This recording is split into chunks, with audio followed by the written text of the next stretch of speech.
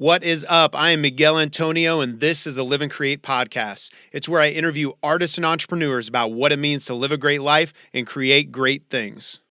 On this episode, we have Nuv the Poet. He's a spoken word artist, writer, and content creator. He's chasing his dreams, pursuing his passion, and sharing his voice. He shares his story of going from student to stage by being inspired by the college performers that he saw, asking questions of them, and going to study and learn what it is to be a true performer, and then setting out and taking the risk to go on his own artistic journey. We also talk about the inward journey that he's been on and the tough questions that he's asking himself. I think you guys will have find a lot of value in that. I think valuable questions you can ask even of yourself. And his passion for social justice and to speak up for cultural change just shines through. And we discuss what that can do and how that can affect your own business and your own brand. It's a great conversation. You're going to love it. The Live and Create podcast.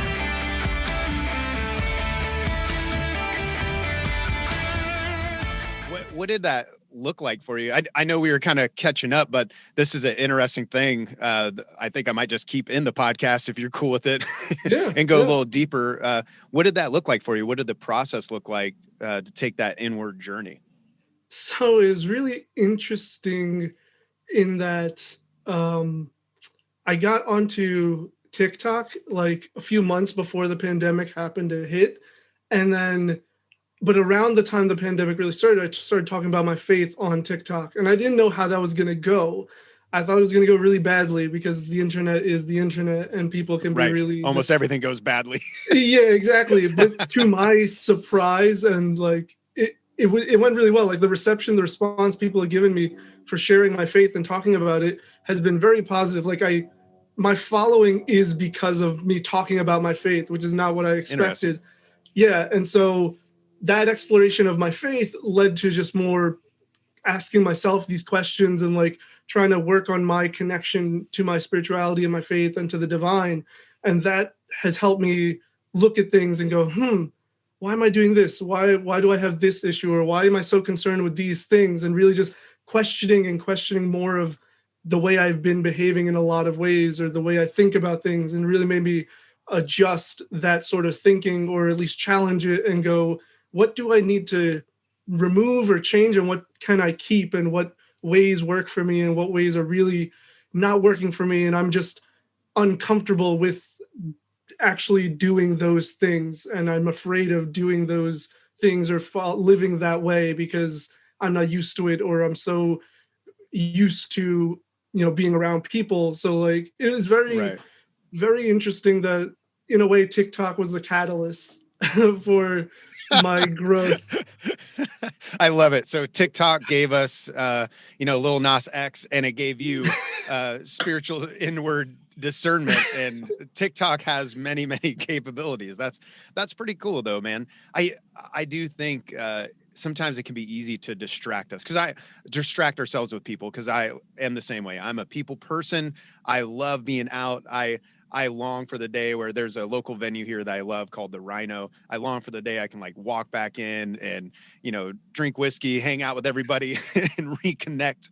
Like I look forward to getting back out to New York and hanging out with you again out that direction. But sometimes like even the road can be a distraction. I know you traveled a bit as well. Was there anything as you ask these questions, what were some of the big questions that keep coming back to yourself, that you keep asking yourself and keep growing with? I mean, the biggest thing I feel for me right now, or that has been for me, is I just love attention. I love having attention. So I can admit it, like I have no problem admitting it. And so that literal cutoff of just like, oh, I can't meet up with people. I can't get that. I can't perform. I can't be in front of dozens or hundreds of people that are just like going crazy. Like that's, you know what that's like. That's just the best feeling. It's like a drug in and of itself. Absolutely. And like you said, like the road is its own distraction. And so is that thing, because like you're so focused on like, I got to perform, and I want to perform, and I love performing, and I love all these things I'm doing, which are great. Like talking to people, engaging, and having those conversations about very difficult subjects or issues in society. It's great, but that doesn't really give me the opportunity to just as you kind of brought with that parable, like sit with myself and be like, yo, Nov, what's going on? Like, what are we doing? How's today? How are you today?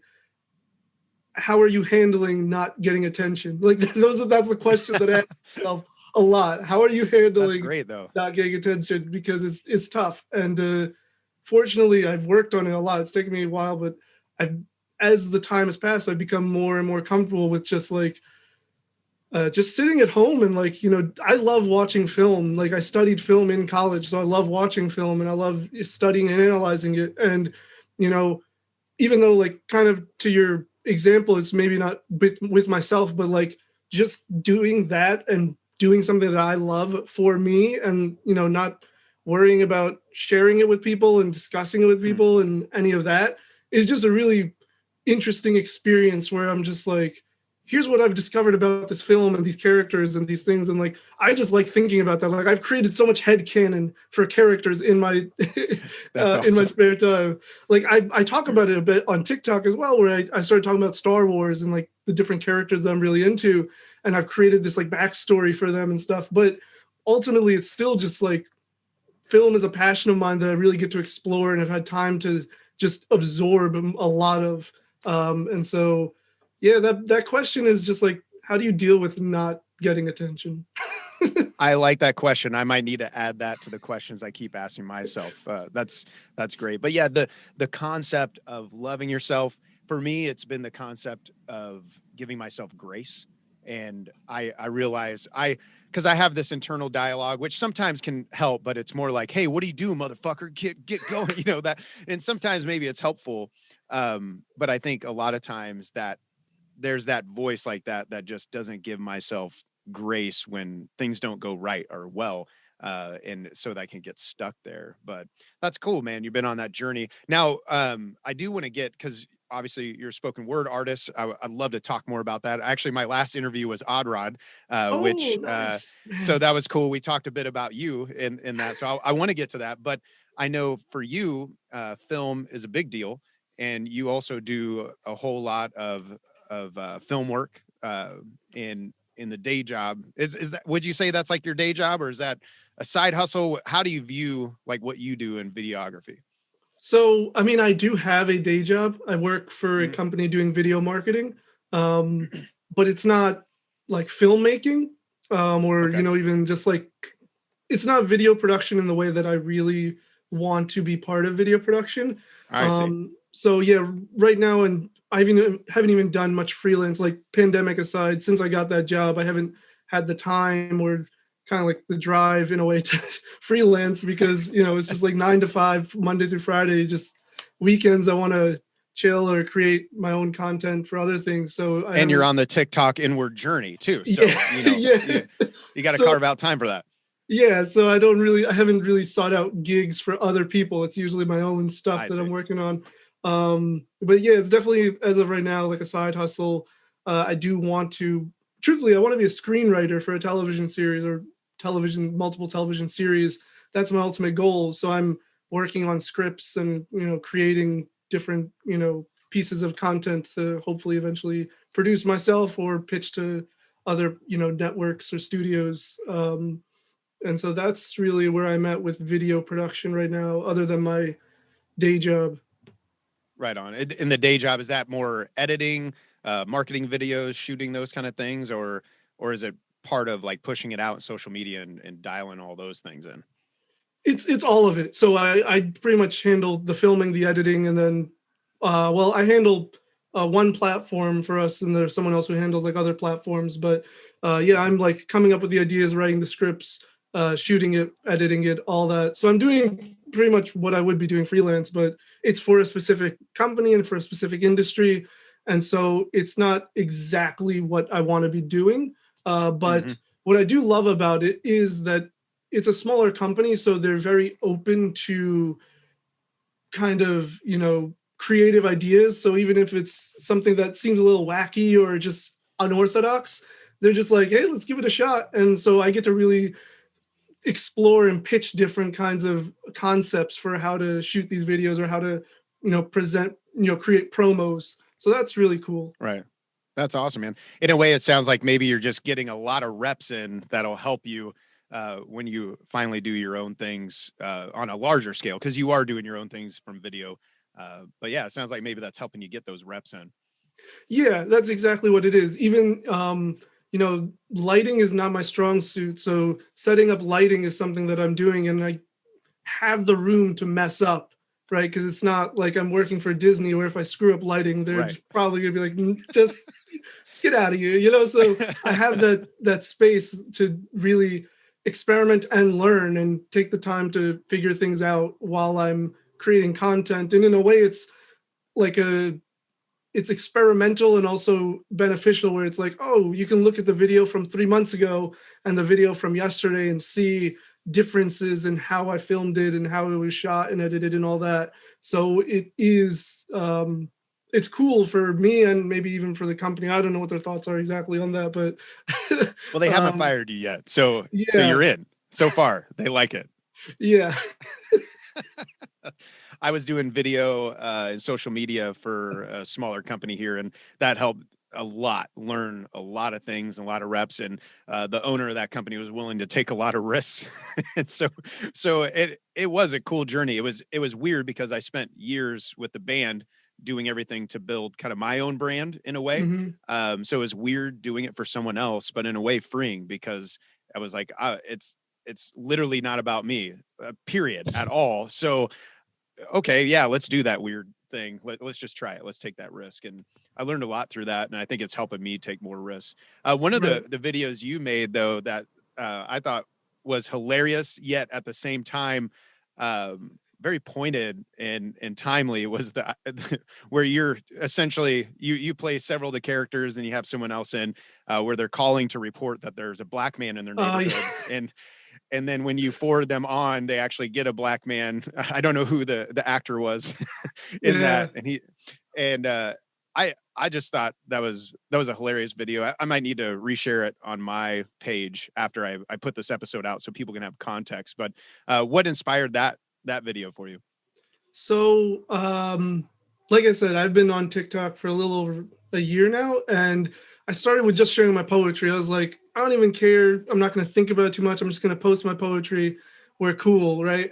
And then the more time you spend on an app, the more you see other people's creativity and things. And you know me, I love talking about these important subjects, but I always approach them from a different angle. Even in terms of what I discuss, I've noticed that the way I talk about things versus the way other people talk about a certain subject is just from a different angle. And so I was actually brainstorming with a fellow TikToker who I connected with, and we were just like throwing out ideas. And he said, like, oh, it'd be interesting if you had like a hotline where, like, people call and they can discuss these issues, these like microaggressions or these situations that they experience or that they've, as a non-person of color are, imposing on other people. And then you can kind of like talk them through the situation. And I thought that was a brilliant idea. So I've done 4 or 5 of these now. And that's just like the most recent one, but I've done a couple of them. And so it's just a cool way to, one, address certain issues that I experience or that people of color experience. 2, it's fun for me. It's a very creative medium and like way to deliver the message. And because I talk, especially with my poetry, I'm more so very intense and serious in a way. This is a comedic style that I get to explore that issue and also just explore my own writing ability. I write the scripts myself, so it's me kind of exploring that like sketch comedy style, because I don't do that much. And so it's a very freeing experience for me because it's just so different. But I have so much fun with them. And truth is, I get so uncomfortable when I play the actual, because like the one you saw was a collaboration, but in some of them I play the actual other caller. You were the person taking the call, and then you were the racist person, or whether so knowingly racist or not, but it's so uncomfortable. I bet that's weird. The things I say, like as the racist caller, it's so uncomfortable for me to say it. But I'm just like, this is a character I'm playing, you know, and like, so it's a very unique experience to do that. That's cool though, man. I think you're right though. Comedy has a way of disarming people to maybe hear things that uh they weren't quite ready to hear. You know, and it like I think Dave Chappelle is brilliant at that, where he can spin things around to where you're like, oh shit, okay. Like I may not even fully agree with you on whatever issue it is, but I never seen it from that point of view. And because now my, you know, uncross your arm kind of moment, like I relax Mm. and now I can hear this point. And I think you guys did that well in that video where it's like he's like, so is the black man doing anything wrong? He's like, no, he's just in my neighborhood. They're like, maybe he moved it. Yeah, I won't do the whole Yeah, bit. It was great, and my I'll favorite definitely share line, it. my favorite line from that, he's like, just so you know, black people also own homes. And I just, That was great. They it's, do live in neighborhoods, yeah, and, it's and great. And it's crazy too, because I have friends who have literally moved out of the suburbs because they kept getting stopped by cops running and jogging in their own neighborhoods, simply because wow. they were black and had dreads, and they were like, you know what, forget it. They moved back into the city, and because they felt more comfortable. And so it's like you take this comedy that kind of highlights a very real reality for a lot of Americans. And so yeah, that was great. Kudos to you for tackling some hard subjects in there, man. Yeah, it's become a reoccurring thing for me through, like, that's what TikTok has kind of given me as well. As that's one series. I have another series called Is It Toxic, which is a game show, and I address toxic behaviors, and it's so much fun. Um, I need to it's get on absolutely, TikTok. I will get on TikTok just to start watching your stuff. So I yeah, only saw it man. on Instagram. So It's I've posted them on Instagram as well, but the thing with Instagram, maybe you even know, is like it's just dreadful for getting your content out there. yeah, Versus like TikTok allows for way more reach. Like the first episode I did of Is It Toxic, it got like 100K views within a week. that's And then I awesome, man. posted on Instagram and it's like 10 like, or like maybe 50, 70 likes. You know, it's just Right. such a drastic difference in how much reach you can get on TikTok. And so, Yeah, yeah, and Facebook then, and Instagram want you to spend money. That's what they want you to do, push that yeah. stuff out. So no, that's cool. So you're making these comedy sketches, you're writing, you're doing the day job thing as well, getting the reps in. But it seems like to me, from what I know of you, your bread and butter is poetry and spoken word performance. You do a lot of content. You used to be touring with it when touring happened. No Yeah. doubt you will be in the future. How did that start for you? So I got into writing actually in 2011. So it's been 10 years that I've been writing and performing. So I got into writing in 2011 because of a breakup. And I just didn't know how to handle all those emotions. I was never really educated and like shown, especially in my community. I don't know if it's similar with your community, but in the South Asian community, especially as a man, like you're not taught or encouraged to express yourself. Other than the emotions you can express are like happiness, anger, and drunk. And so I don't drink, So so that's drunk one as an emotion. emotion. So Yeah, so I don't drink, so that's one emotion that I don't have in my basket. Um, and I'll carry that emotion for you a little stronger then. I'll every once in a while represent you for that one. anger, I was very good at. I was very good at being angry. And like it's actually a stereotype as a Punjabi, as someone from Punjab, the northern state in India. As a Punjabi, like they're known to be like angry or very jolly. Like it's those two emotions kind of thing. That's all you And get. yeah, and so yeah, I was just dealing with a lot of emotions that I didn't know how to handle, and I was in a major that I realized I didn't want to be pursuing, which was engineering. And I remember it was a chemistry class, and I was so bored, I started writing. And by the end of the class, I had like 2 pages or 3 pages of like a poem. And I go, where did this come from? I don't know. But I really, the way I always explain it to people is it didn't just feel good to write, it felt right, as if this is what I'm supposed to be doing. Whether I believe in destiny or not, I'm not even sure, but it just felt like this is something I need to follow. It That's felt, cool. like this is the path for me. And so I just through that year I pursued it. I spent my whole summer watching Def Jam poetry on YouTube to understand the performance aspect of it. Right. And that's where I discovered that you don't have to rhyme for poetry. I don't know why I never knew that you didn't have to rhyme, but to me, poetry always just was synonymous with rhyming. And so Right. More like a limerick almost in a way. yeah. And so then I heard these these spoken word artists, these Def Jam poets that are not rhyming and just doing all these like pauses and breaks and unique styles of performance. And I went, this is incredible and so much more than I realized. Because I think also, like most people that I encounter now as a traveling poet, as a performer, they assume poetry is just Shakespeare or Robert Frost. And they then go, yeah, that's not for me. And I've explicitly written a poem called Poetry is for Everyone, addressing that comment.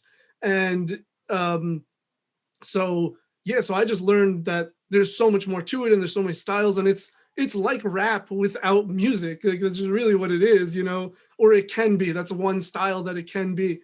And by the end of the year, I saw an opportunity to perform at this event that I attended the year before, where I saw these artists who are of the Sikh faith perform. And that kind of, I think, sparked the writing in me that year, but like it didn't really get into it till that class, And so when I actually started writing, and I just said, Dad, let's perform. I don't know why. I really don't know what compelled me to perform. I just thought it was cool that other people were doing it. And so I was like, why not? And then, so in December of 2011 was my first performance, and it was a okay performance. And whose first performance is ever amazing? Right. But it was in front of like 300 people. That's awesome. Yeah. Not everyone's first performance is in front of 300 people. So that's legit. Yeah. And so that was really cool. And it was in front of 300 people from my own community who were very supportive of what I was doing. So it was kind of a great starting point, because if anybody didn't like it, they just weren't going to say anything, right? And those who did like it would approach me and give me compliments or share their thoughts, right? And so it was a very good space for me to have that first performance where I didn't really have to be afraid. I was terrified, but I didn't have to, because I was in a community that I knew wasn't going to just absolutely trash me. Right. They're like booing you off stage for your first show that might not have catapulted you into an actual career in this thing. Right. So I went and performed. It was a 2-minute piece, maybe 3 minutes, 3-minute piece, but it was fine. But I walked off stage going, this is what I want to do. Like, I just knew instantly as I was walking off the stage, this is what I want to do. I knew in my head 100%. That's awesome, man. Now, when we met, we were doing the college circuit together. I was trying to, were you still a student? I think you were still a student. I think the first time we met, yes, I was still a student. Now, at what point did you make the jump from attending those events to suddenly you're the one on stage? So for context for the audience, we are doing it's called APCA, and it's a organization where you perform regionally for different colleges. They decide who they want to book and bring in their school for the next year's events, all that good stuff. And then Nav was there as a student, but eventually became the person on stage. So what did that journey look like, student to stage, for you? That was interesting. One quick thing. So I haven't realized how long we haven't talked. So my name is pronounced Nav, and I just used to never correct anybody. I'm so sorry, man. No, it's fine. I just never used How to did I correct mess that anybody. up for so long? I never corrected anybody when I was younger. Okay. It was a thing. And like, even one of my best friends who I've known since high school, when I started actually introducing myself with my proper name, he's like, dude, why have you never told me? I was like, because for the longest time, I just accepted that people couldn't pronounce it. I just assumed that it was so difficult for people that I didn't want to go through the process of educating them. But now I make that effort. I'm like, Nuv, it rhymes with love. Really simple. So Nuv. Yeah. Am I saying it right now? Yeah, you're perfect. Yep. Okay, awesome. How do you say your last name then? I don't want to mess that up when I do the intro. Well, so my legal last name is Such Dave, but I go by Singh. Okay. Singh. So, it sounds similar to the word like sing, to sing. But so Nuv Singh. Yeah, Nuv Singh. I got it right? Yeah. So, and I get Miguel a lot. Miguel. What? How? Well, I live in the Midwest, bro. That's I know, but Miguel maybe it's Carabella. I'm more exposed to other cultures. That's why. So it's Yeah, like you being in New York City, it's yeah, that's a whole different world. Like rolling around out there, so many different cultures. But yeah, I get one of my teachers would call me Miguel all the time. And but I was same as you. I literally just I got to a point where when I did substitute teaching, I was Mr. C because I didn't it's because my last name is Caraballo. And I'm like, mhm. oh God, I don't even want to sit with people and explain this. So Nav Singh, Yep. and I've been screwing this up for years. Apparently, But I've it's my said your fault. last name correctly. But it's my fault because Okay. I didn't correct it. So I always tell people Well, that, thank like, you for correcting me. Thank you. yeah. But that's the thing. So as a quick little side note, I went to India in 2017, and I was talking to my grandfather, and something about talking to him at that moment just made me go, why?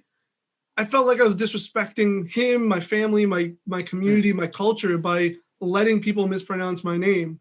Like, if I met someone named John and I called them Joan, I don't think they would like that. And I didn't, and I'm pretty sure they would correct me on that. So Right. why am I so uncomfortable doing the same?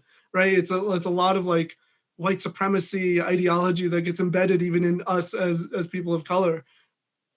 Well, it's interesting. It does point to an underlying power structure as well. It's like because there's certain names that are seen as prevalent and really about power structure. And I'm kind of thinking out loud because it just hit me off of what you said. I'm like, damn, I've never even considered that. Like even down to a point when I was in kindergarten, I'm probably I don't. My wife makes fun of me because I can never say kindergarten correctly or ibuprofen.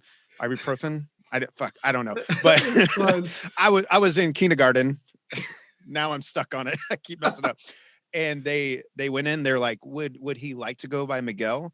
Or maybe he should go by Michael because people might make fun of him. Like that's the actual conversation they had with my parents. And I was like, well, I don't want anyone to make fun of me. So Right. people know me. You can track how long people know me by what they call me. So I was Michael through elementary school, and then middle school I want to be Mike because that's what they called my dad, so I want to feel more mature. And then finally high school, it wasn't about like great things like you're talking about, like support for family and culture. I learned the girls like Miguel better. So Ah, so I started going by my real name at that point. I wish I had a better motivation that's fine. on that one. But that's Yeah. awesome, man. Honestly, that's a powerful point. One thing I'm doing here in the future is clipping pieces of this podcast just to highlight certain points. And if you're cool with that, I'd love to just even clip that, like where you correcting me and then talking about what's behind that, because I think that might empower other people in their own journey to feel that. So that's good. It even empowers me as I think about it. That's awesome, man. Thank you. Dude, anything I say, unless I will, like, I would tell you if you have no permission to use something, but you don't really have to ask at this point. Like, first of all, we have such good rapport. We've known each other for so long that, like, I don't expect you to be malicious with any of the content. So, I'm not really concerned about that. So, yeah, feel free to use that. I love telling Right that on, man. story because, like, he's my last living grandparent, too. And he's over 90 now. And, so it's just Wow. very interesting and I got to sit down with him and he told me like his whole story because like he was alive during partition, which was when India got separated into India and Pakistan after British Mm, rule ended. Um, okay. so that's just an interesting story because there was a lot of mass migration, a lot of violence through that time, Right. and just a lot of things that people had to endure because of British rule and because of the result of partition. And so Wow. sitting I down didn't with know him, about that. hearing his story, it was just really eye-opening to me, and it just made me go, I already do appreciate my culture. Why am I not appreciating it to the extent that I want people to respect that, and that being my name? Hmm. That's awesome. And then I remember I had a Pakistani roommate. He was a doctoral student. The only conversation we ever had about India was that they just didn't get along and it never went deeper. So he didn't explain that. And now even hearing that, I wish I would have kind of pushed into that, leaned into that to learn more. Like if I was me, then maybe I would have at Yeah, I that point, mean, but that's cool. So with this concept kind of going back to that, so you were a student, right? I yes. need to talk in Okay, the mic. that I'm was trying the to get used question. I to was trying to remember the moving question. in. I'm trying to move in and out on this mic, and I don't know, I'm trying all sorts of things, but so you were the student in this APCA organization, and eventually you made your way to the stage, and Mhm. eventually going on and doing some tours and those kind of things. What did that journey look like from student to stage for you? So I think I attended my first APCA as a student in my third year of college, and I saw this poet named Joaquin Zehuatanejo, and I was just like, oh shoot, people do this for a living. Like I was just getting into poetry at that time. And then I was like, wait, people travel and perform and make money doing this? I already knew I wanted to do it. I just didn't know what avenue and how that even works. And so when I saw him perform, and then, there's the little, what's that called again? The educational, what is it called? The boots when there's all the, Oh man, I I forgot what can't that remember the session's name. called.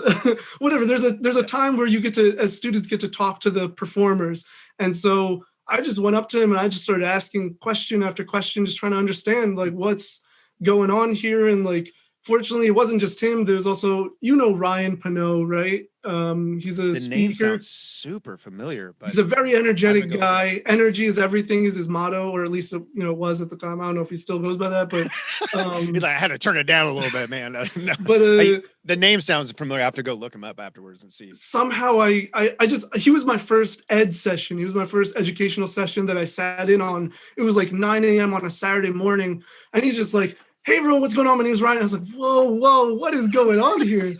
But it was great. Like I really embraced that message. I'm a morning person anyway, and like that mentality of just being like ever present and being enthusiastic and not like forced, but just like finding a genuine desire to be energetic and have a love for Right. what you're doing and for life. I really embraced that, and I've applied that to my life over the years. And but it stuck with me. And I started talking to him too. And like, how do you do this? Like trying to just pick the brains of anybody I could, while all the others, or not all, but while most of the other students were just hanging out with each other, going out in the city. I was with the presenters and speakers. I went to Midtown Comics with Ryan and another guy, who were both Dude, that's presenters. awesome. Yeah, and I was just talking to them and getting information and learning because I knew I wanted to do this. So I was just thinking, how do I do this? Tell me like the secrets, and like I had people right there who have done this and have been exploring these avenues and knew what worked, like Tom Kriegelstein, another awesome guy, and just yeah, asking them questions, learning from them, and like really just listening to their stories. Even it wasn't even about asking questions. Sometimes it was just sitting and listening to their experiences and what they've dealt with and how they handled their first APCAs and their. So when I then decided after like all these APCAs, I've been to like 5 as a student, and so I knew I wanted to do APCA because I didn't really know how else to pursue poetry as a career. Really, like I could probably spend years toiling in open mics and hope someone is like, Right. "You're good enough," or I could, pony up the money because it's a lot of money.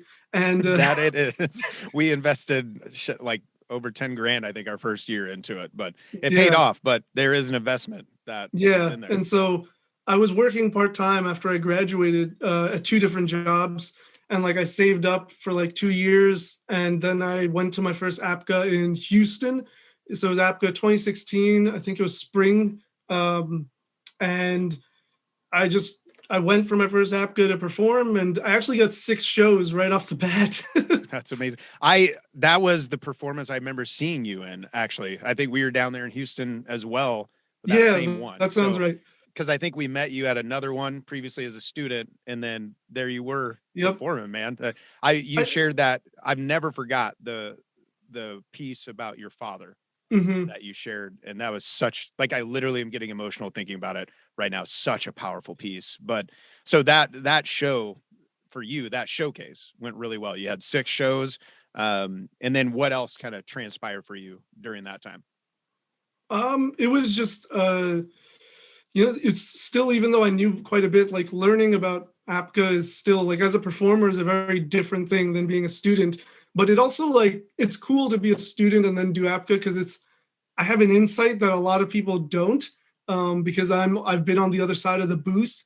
and like I know what students are kind of looking for and what they react and respond to. Obviously, you don't know for sure because every audience is different and every region is different, but you can kind of get a general consensus of just like the types of performances or like the genres or whatever themes and subjects that people want to hear about. So it was a lot of refinement then of like going to my next showcase, because I did the next one I did was in Chicago, and like I got nothing from that, which is not ideal, but and Chicago's been a rough one for a lot of people though. So I even Handsome Naked, that's done really well. Chicago is their home turf, and they performed there. And yeah, it was a rougher one for them. I remember them coming back. They're like, it didn't even make sense. Like, what the hell? So that may not have been on you. It may have just been right. I remember people talk about that one. And APCA is also a smaller college focused or conference. So they don't have as big budgets. So it's just like, it's natural to not necessarily get shows. It's really not, it wasn't unsurprising to me, but it is like when you get 6 off your first one, then you get nothing. It's just like, oh shoot, what did I do wrong? Like what happened? But you just learn that's kind of that's the game that is being a performer. That's for us. We actually had invested in several and had it all lined up, and we did our first one and we got nothing. And I was like, oh shit. Yeah. And luckily at the next one, we just kept going. Our agent's like, hey, just keep going. Sometimes this happens. We learned a lot and kept tweaking and growing, and it did pay off. But dude, I think that's a really powerful story. Hopefully you'll encourage other, especially newer artists who might be starting. Like, here you were, you knew you wanted to dive into this world where, like you said, like, oh, you can make a living doing poetry. People are really doing it. You discovered that. You could have been hanging out and partying with all your friends, but you had this wealth of knowledge in front of you, and you sat at their feet learning and growing. And then, dude, 2 years working to save up the money. That's amazing. Like, I literally have talked to artist after artist, and they've asked about this market, and they're like, oh, we just can't afford that. And it was like case closed, and they moved on. But you like stacking that cash away, hustling, man, I love it, because that is the reality of this arts world. And man, that's powerful that you're living it out. That's cool. Yeah, it was just, that was, just like when I walked off stage going, I want to be a poet. After I'd gone to APCA, I was like, okay, I want to do APCA, or I want to do these conferences. And, just APCA seemed like the most reasonable one, just because I had already built connections. Like, I knew Eric really well. Eric Lambert is the director of the organization. So I knew him well. And like, I knew he would be, he was totally like, even as a student, he's like, if you want to do this, I will back you. Like, I will. So I knew I had people in my corner, and I just knew that space. And when you have the guy running it in your corner, I guess that helps out too. Yeah. So, but he still didn't I think your heart and your personality and your focus, I think you earned that. I imagine not everyone, they don't approach people the same way, because it seems like you earn that. And you were talking about the energy. That's one, I remember the first time I met you, where it's like, you just have so much energy that you bring to the table, where it's like, this dude's cool. We got to hang out with this dude. That's what I love. You and Daniel, like, Daniel Cole, for the audience, used to be my drummer. And I think it was like episode 3 of this podcast. But yeah, he's that same way, where it's like you two together, you would just like light up the whole place, because just like everyone's like, let's hang out with those guys. Those guys are cool. Now, so interesting. Oh, go ahead. Is just like, I love talking to the students, but even more so, it was just like, especially after the first few, like where we met, and then Handsome Naked, and then you come to like 1, 3, even like a year down the road, like sometimes, because you skip obviously a couple, and so like you go to the next one, and it's just like a lot of the same people are there, and it's like this big reunion, and it's just like, it really is. Yeah, like I'm like, oh shoot, who am I going to see? And I'm like flipping through the program to see who's here, and like you just inevitably miss someone in the program. So it's like you run into them, you're like, oh my goodness, like it's so it's like Odd Rod and I have just even though we don't talk anywhere on a frequent basis, but sometimes I just will message him, or I respond to a story or something on social media, and like we always have that connection, because like I think his first his first APCA as a performer was my first as a student, and so like we kind of just again bonded in a similar way. And like he'd start doing those like, you know, student open mics at the end of the conference at the nights. And like I was a big part of that because I wanted to be part of it. So he was just like, I want to highlight students or people that want to showcase their talent. Go, dude. And so another guy who's just been like in my corner, been supportive. And yeah, APCA is great in the sense that you just get to build a lot of great relationships. Yeah, and it is that way. After the band ended, I took about 2 years out of that market and jumped back in. I think it was fall of 2019. Fall of 2019. And yeah, it had been 2 years from talking to most of the people, but all of a sudden it's like, hey, what's up? And then everyone's catching up there. And it's interesting because I think everyone has a very similar mindset. And so you can just jump back in, and because we know we've all been hustling and trying to build these things and then share notes and like swap stories. It's a really cool vibe, man. And that's cool that because Adra and I talked about those open mics and his vision behind it. And I remember mentioning you, and he's like, oh, that's my man. and it's an inspiration to me as an artist. Like what kind of platforms can I grow that other people will eventually grow into their own art, into their own focus. Man, I eventually got to start turning this. There's so many places I want to go with you. But one thing I did want to talk before we go is we talked a little bit about it, but you have a passion for just like social justice, and you are fighting to see change. I can see that in your spoken word and your poetry. I see that in your comedic things. I'll see it on TikTok. Where does that come from for you? This passion to see diversity and fight for social justice. So the biggest answer is my faith, but actually, I'm a huge Power Rangers fan, and like I still watch it to this day, dude. And so really quick backstory. I was born with a heart condition, so I was in the hospital when I was younger for a lot of my young life. The only memory I have of being in the hospital is watching Power Rangers, and it just stuck with me, the idea of helping people from Power Rangers. It really did just resonate with me, of this idea of like working to fight for what's good and do what's right kind of thing. You know, as very like preachy as Power Rangers sometimes can be, and as very like overt with their messages, as a kid, I absorbed that, I embraced that, and I was like, oh, that's really cool. And then, you know, in my faith, which is Sikhi, we're taught to fight for equality. We're instructed to carry a knife on us so that we can defend ourselves and others at all times. So justice, social justice, and serving the greater good is embedded within my faith, which has become a part of my personal like DNA. And so the more I've grown and the more I've learned about all these different issues, whether it's race, gender, whatever it is, I've just become more passionate about it, because the more you learn about it and the more you see the injustices that have occurred historically and that continue to be perpetuated throughout society, it as someone who's always cared about helping people, it really it affects you, and it makes you very emotional, and you want to make a change. And so that drive just comes about from having conversations and educating myself about what's going on and what has been going on. Like history absolutely fascinates me. As dark as some of it is, the dark history is what fascinates me, because it shows us where we can fall, but also how we can rise again. And so it really inspires me to want to bring about change. Like I tell people this all the time, I want to go to Germany because World War II fascinates me. Like the Holocaust is awful, it's atrocious, but like knowing that history, not experiencing it, but like going to those spaces and those areas where it occurred, I just feel like something about being in that area would further inspire and channel this greater desire for change. Like it would just provide more motivation, because like living in this time period where like we are so fortunate in many ways, and then to go to another space where that was void of any hope and any sense, maybe not any hope, because I do believe people try to find hope. I'm kind of getting sidetracked with what I'm saying, That's but right. The point is like, so it's just that those kinds of, that history and that really encourages me to want to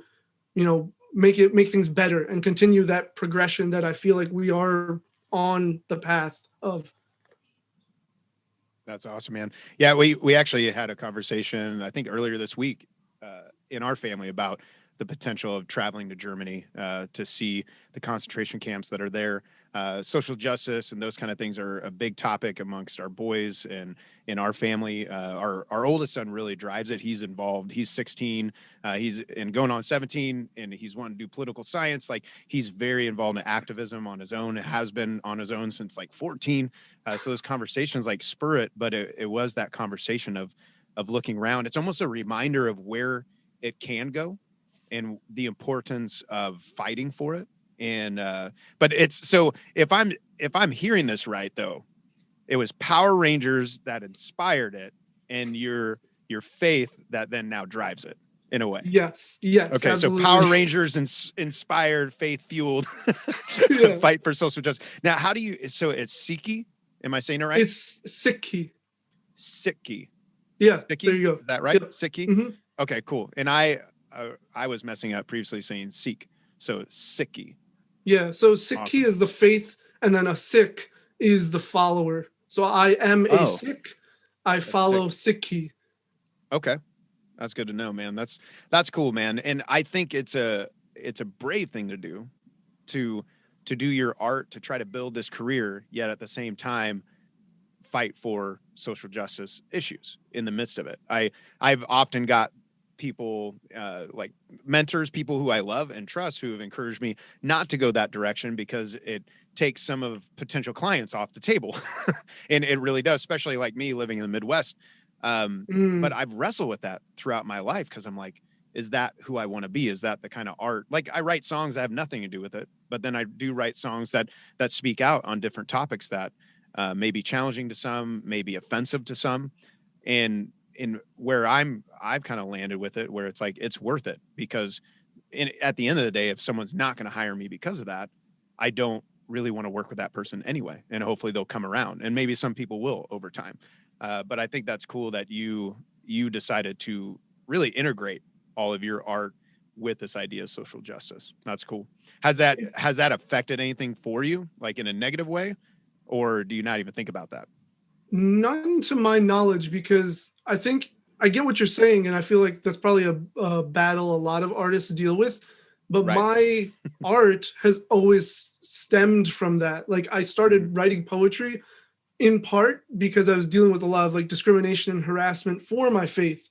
So I was already talking about it from the beginning. So it wasn't like I was talking about other things and then suddenly I've shifted. So people who know me or get to know me or see my work, I'm literally, that's who I've always been and who I'm always about. Whereas like, if I do a poem about self-love, I think that's even more foreign for people, because they're just so used to me talking about social justice and these ideas. Interesting. Okay. My own personal, like, even if it's like, or not even self-love, but just like love and relationships, like those poems don't do as well, even though I think they're fire. Like, I think I write some amazing love poems, but they don't do well because like, that's not my brand in a way. But I've never stuck to a brand really. I've just written what felt right to me. And some days I'm in the mood to, fight for revolution. Others want to talk about a girl that I'm really into, it's just, it's very interesting for me where it's just embedded in my art. Like, it's not like I integrated it, like you said, it's more of it's been, the fabric of my art, where like one of my first poems was entitled Faith, and it was talking about my experience being a Sikh and having the desire to like cut my hair and not follow it.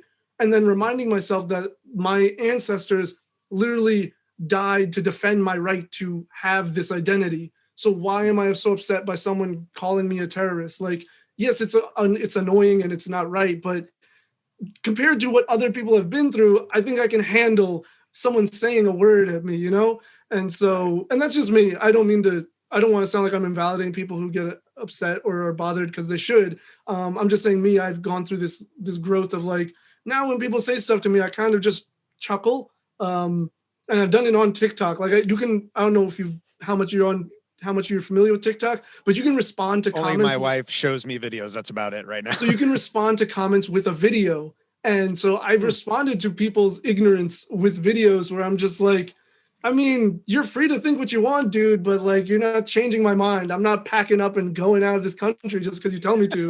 Like, it makes me laugh that people waste their energy like that.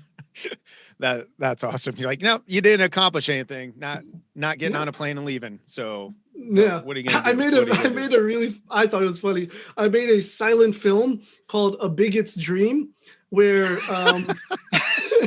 so I'm walking down the street and then someone shouts to me, go back to my country, and then I pack up and leave. And that's their dream. Like, that's what they expect to happen, I guess, because I'm not going anywhere, but I guess that's their dream. So it's this silent film, has the old time music. It's got grainy footage. It's black and white. That's amazing. I'm literally going to get on TikTok just to watch your stuff, man. And then everyone's telling me I need to start posting stuff on it anyway. So I need to get there anyway. But now you're the motivator. You're the motivator on that. That sounds brilliant, man. And I think you bring up a great point, because that's probably where the challenge has been for me, because I actually started out as more of a Christian artist and I left that faith. And so I think it was a shock to a lot of people. And so I think that when I started writing songs that weren't about that or undertones of that, I think people were like, what the hell, but it's like, now this is who I am. This is where I'm at on my own journey. And so I think that concept of brand, and maybe it's not even a thing of artists not changing their brand, but to understand that your audience has expectations, where you, like you said, you want to do something about love, more universal, and they're like, whoa, man, I want some political challenge here, man. What's going on? But to in a sense, maybe care for your audience as you make those shifts. For me personally, I've concluded I'm not going to hold back who I am or the honesty I want to say, but that is a consideration. Like, how do you love your audience and help them adjust and grow with you? And that some days maybe people just won't follow along anyway, what it is. It's a process too. Like, even as someone who has always spoken about it, like, the way I've gone about addressing different issues has changed. It's evolved over the years. Whereas I used to have a much more like forceful, angry response to things. Now I'm more like, okay, let's kind of like sit with this and dissect what you're implying and what you're thinking, and like why that might not be suitable and conducive to our society and the fabric of our existence. Like, let's look at this. Before, it was just like I was an angry kid, so it was just like, yo, this is like, just very like, very I don't know what the word is right now. It's not coming to me, but it was just a very, very more intense and very pushback. There was a lot of pushback from me towards these these responses or towards these attitudes. And now it's more of like, okay, let's get into this. Let's really delve into what you're saying and try to figure out where we can understand each other, because I also don't sit with any, or at least I try not to sit with any sort of high ground on authority of morality. Like, I'm not just like, oh, well, I know what's right. Like, I don't know anything, dude. I'm learning with you. And that's the point. Is like, I'm not here telling you what you should and shouldn't be doing. I'm telling you, ask yourself if what you're doing is right. That's really what it is. That's good. And I love that you're leading with questions as an artist. That's something I think, especially the world I was coming from, as I said, more this Christian world, a lot of that world was more about making statements and authority statements. And that's where, when I started asking questions, I found this immense world open up. And that's, as I think about my own boys, like, as we raise them, it's like, at the end of the day, I want them to learn how to ask questions, to challenge the questions, and to grow. And I think that's where we find more and more knowledge as we do that. And I love that you're leading with that. Sounds like your audience can kind of grow with you as you wrestle through all these things with them. Yeah. That's cool. That's the point. And I go back to TikTok a lot because that's just been my experience for the past year and a half now, especially with it's leading your spiritual journey, dude. This is great. Like, I'm very grateful to say I've fostered an environment where 99.9% of the responses and comments are very, very open to dialogue and disagreement and conversation. And people understand the person I am for the most part. Obviously, you're going to get people who've never seen me and they're just like, what is this idiot talking about? But for the most part, the people who know me and follow me, and have seen my videos before, understand the person that I am and choose to be. That's actually a big thing, is like, it's a person I choose to be. It's not who I am. I actually don't like the statement who I am. But anyway, That's a great we're topic, like, actually.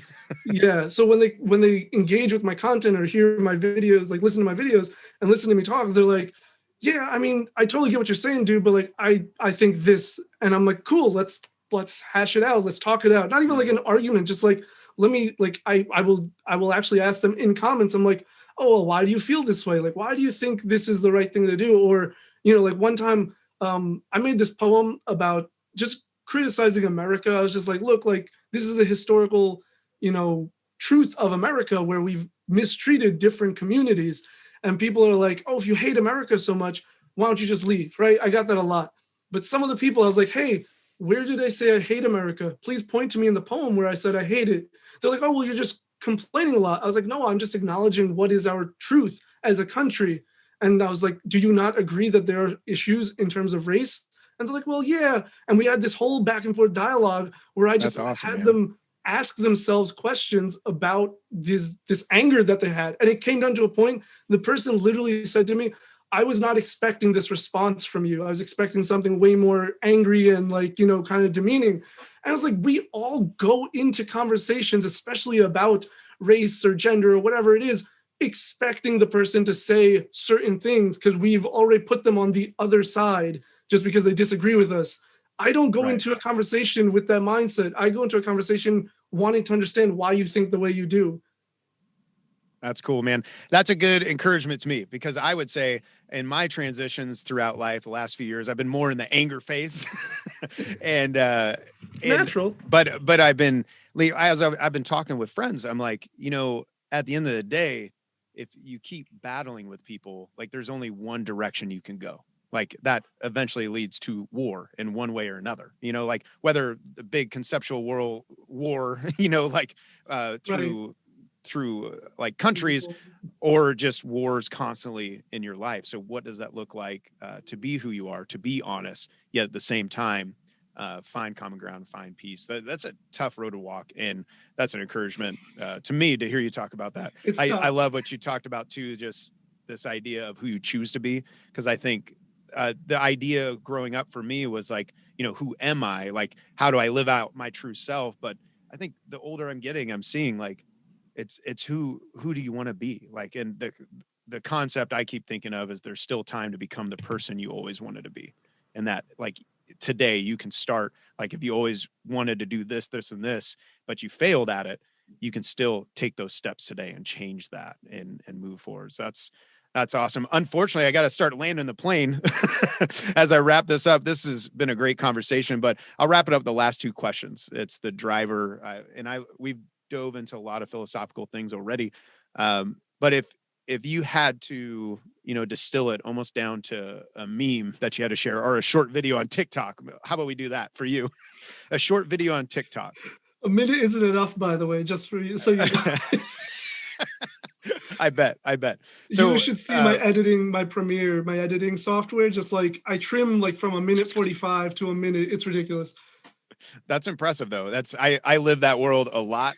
So I know how much time, like, people don't understand how much time a 1 minute video takes to get it down to that thing Yep. as succinct as possible. But so, yeah, if you had to put the concept of what it means to live a great life in a TikTok video, how would you do that? And what would you say? What it means to live a great life. That is an interesting question. And I saw that, I said you sent it to me, and I was like thinking about it. I'm like, huh, how am I gonna answer this? Whatever comes out of my mouth now is what it's gonna be, I guess. To me, so is it how to or what it means? Oh, sorry. So the question Really, is what, what sorry. does it mean to you to live a great life, or how like different people have taken it different directions. I would Mhm. say whatever resounds with you the most, like, is it the particular actions or philosophy that drives you?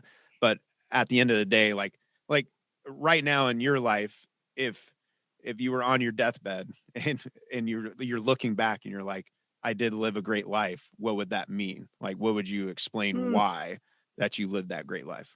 gotcha. That helps a lot, actually. For me, it would be that I was able to, one, live a life that I enjoyed and felt fulfilled by.